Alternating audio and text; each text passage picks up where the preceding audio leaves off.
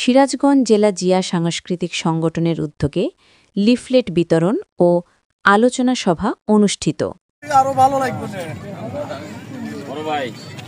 নানা কর্মসূচির মধ্য দিয়ে ২৮ নভেম্বর ২০২৫ ইংরেজি রোজ শুক্রবার বিকাল ৩ ঘটিকায় জিয়া সাংস্কৃতিক সংগঠন জিসাস সিরাজগঞ্জ জেলা শাখার উদ্যোগে সিরাজগঞ্জ পৌর শাখার সাধারণ সম্পাদক মোহাম্মদ সাইফুল ইসলামের সঞ্চালনায় ও সিরাজগঞ্জ পৌর শাখার সভাপতি মোহাম্মদ মুজাফফর হোসেন মোল্লার সভাপতিত্বে সিরাজগঞ্জের ক্রসবার ৩ চায়না বাঁধে বাংলাদেশ জাতীয়তাবাদী দল বিএনপির ভারপ্রাপ্ত চেয়ারম্যান জনাব তারেক রহমান এর প্রস্তাবিত রাষ্ট্রকাঠামো মেরামতের ৩১ দফা বাস্তবায়নের লক্ষ্যে ও আসন্ন ত্রয়োদশ জাতীয় সংসদ নির্বাচনে সিরাজগঞ্জ ২ সিরাজগঞ্জ সদর কামারখণ্ড আসনে বিএনপির মনোনীত প্রার্থী বীর মুক্তিযোদ্ধা সাবেক সফল মন্ত্রী জননেতা জনাব ইকবাল হাসান মাহমুদ টুকুকে ধানের শীষ মার্কায় বিপুল ভোটে বিজয়ী করার লক্ষ্যে আলোচনা সভা অনুষ্ঠিত হয়েছে।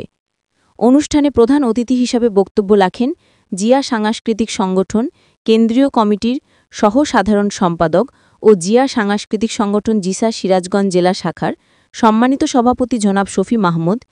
এ সময় জিয়া সাংস্কৃতিক সংগঠন জিসাস সিরাজগঞ্জ জেলা শাখার সাধারণ সম্পাদক মোহাম্মদ সাইফুল ইসলাম, সাংগঠনিক সম্পাদক ও সাংবাদিক মোহাম্মদ জাহিদুল ইসলাম জাহিদ, মহিলা বিষয়ক সম্পাদক বাউর আখি আক্তার, পৌর শাখার সহসভাপতি লাবিব হাসান সহ জিয়া সাংস্কৃতিক সংগঠন জিসাস সিরাজগঞ্জ জেলা শাখার সর্বস্তরের নেতাকর্মীরা উপস্থিত ছিলেন। আমার সংগঠনে বিশেষ করে তরিকার লোকজনই বেশি, তরিকার ভাই বেরাদার বেশি। আমি হয়তো কিছুদিন আমার ভাইদের। মোহাম্মদ লিটন হোসেন, ডাকবাংলা টিভি, সিরাজগঞ্জ।